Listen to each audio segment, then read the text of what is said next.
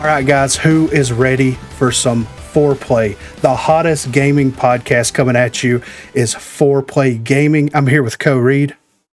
I'm here with Dirt Lord. I'm here with Garbo. And I'm here with Griffin. And we are super excited to bring you guys the very first episode of Foreplay. So everybody get ready for it because it's going to be coming hot and heavy. First of all, I want to ask everybody, or ask anybody, as a matter of fact, did anybody have the ability to play the Call of Duty Modern Warfare 3 beta? Negative. Mm-mm. Well, there is a very interesting reason for that, because the Call of Duty Modern Warfare 3 beta, open beta, mind you, was unfortunately only available for people who pre-ordered the game. So for PC and Xbox players who have already pre-ordered their copy of Call of Duty Modern Warfare 3, the beta will be available to play for a few additional days, launching earlier today, Thursday, October the 12th, and open until Monday, October the 16th at the same local time. Players who have not pre-ordered the game will have their opportunity to join the fray, albeit a few days later, on Saturday, October the 14th. So if you didn't pre-order it, you were able to play it from October the 14th to October the 16th, right? No? Yeah.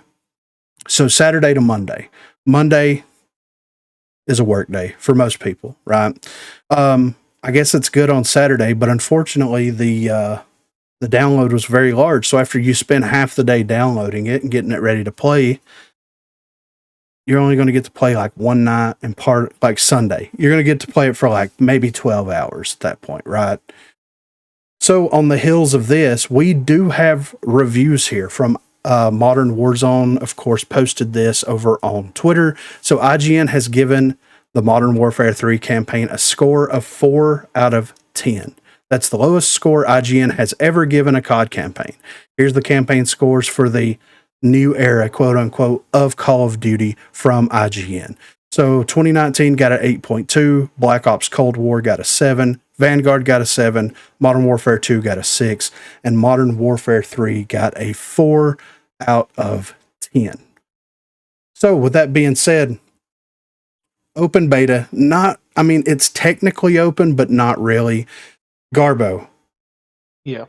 Downloading it on a Saturday and playing it, even if you could pre-install it and only playing it from a Saturday to Monday, what's the likelihood of you actually downloading the game and playing the quote-unquote open beta for Call of Duty?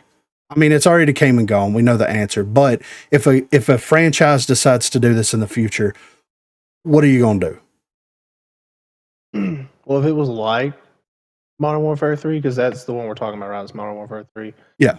In its release beta.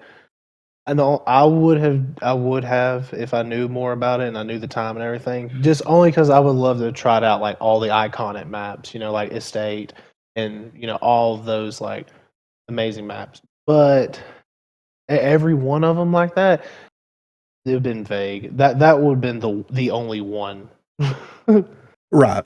So if they released a Call of Duty game, whatever, Call of Duty Nighthawk, and there's all new maps and stuff in there, you're not downloading it, right? Probably not. I mean, what do you think, Corey?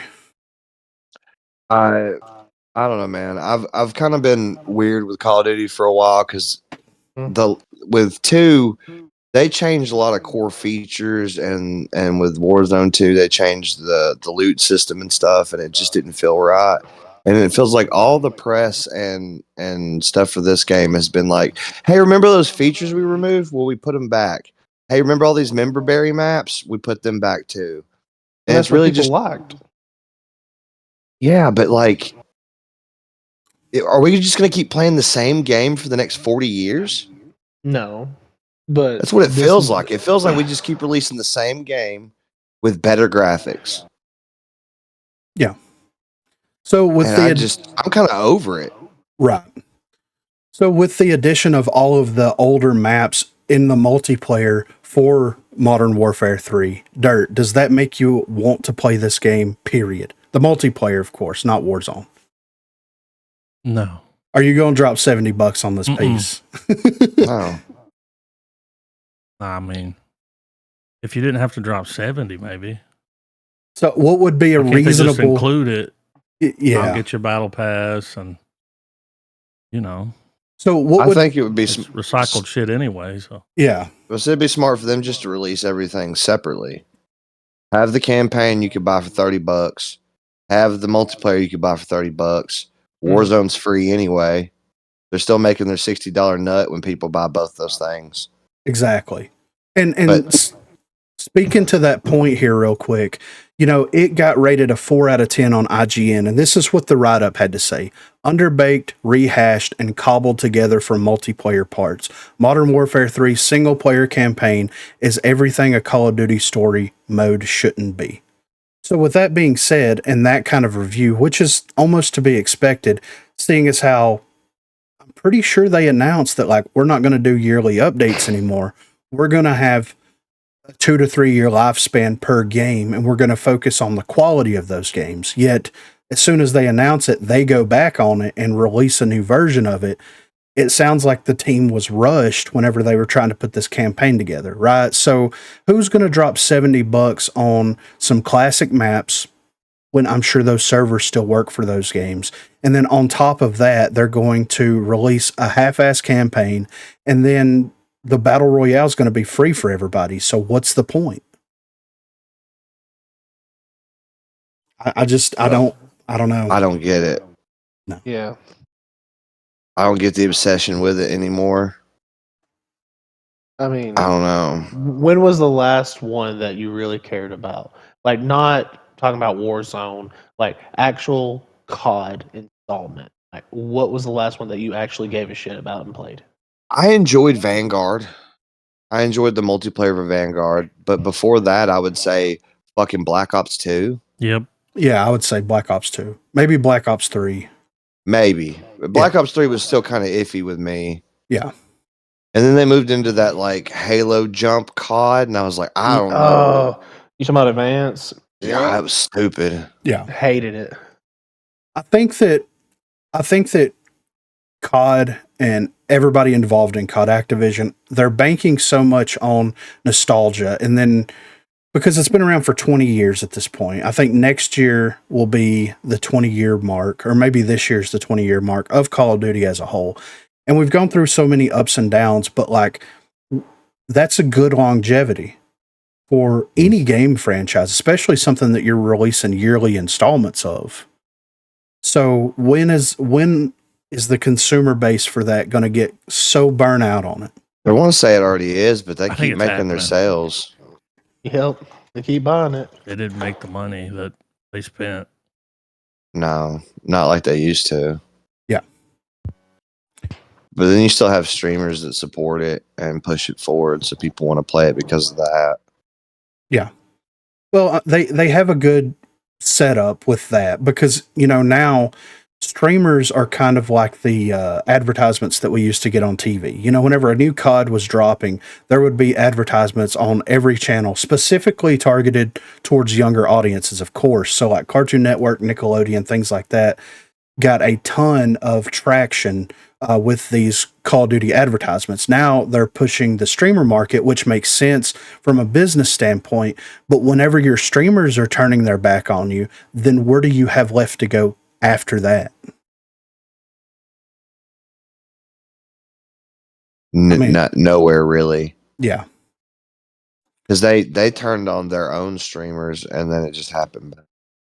Yeah, exactly. Right. So People who kept that game relevant, and they were like, "We're not going to support them anymore." And then we're like, most of the audience is like, "Well, we're not going to support you anymore." exactly. So, you know, it's kind of a ripple in the greater pond there, but those ripples start to add up to a tidal wave at some point, you know. So when is this wave going to crest? And that's going to be the real question here.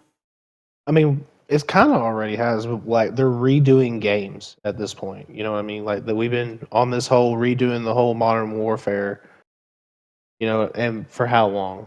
Yeah, exactly. So You know, we'll see what happens with this overall here, but I think right now the status of Call of Duty as a whole is kind of in a limbo state, and we'll get to this in a later topic, but it really depends on what Microsoft ends up doing with the Call of Duty franchise. And we'll of course get into that here in just a little bit. But I think that they have a huge assignment for them to try to continue to make COD relevant and fun and innovative in order to continue their player base. I think that pandemic, that was peak Call of Duty right there. Yeah. And I don't know if it's ever going to get back to that level. Man, get another Pandy. Well, I mean, they could bring Verdansk back, but if they bring Verdansk back, is that like after a week or two, is that going to maintain the player base, especially with all different weapons and all different mechanics and things like that? It could. It could easily hold people back in, but the question is, will Activision do what they need to do to retain that player base? Exactly. I still feel like that they're saving Verdansk as their rainy day, one in the pocket. You know what I'm saying? OG map. Yeah. So we'll see what comes of Call of Duty, but right now things aren't trending too well for the mega franchise that is Call of Duty.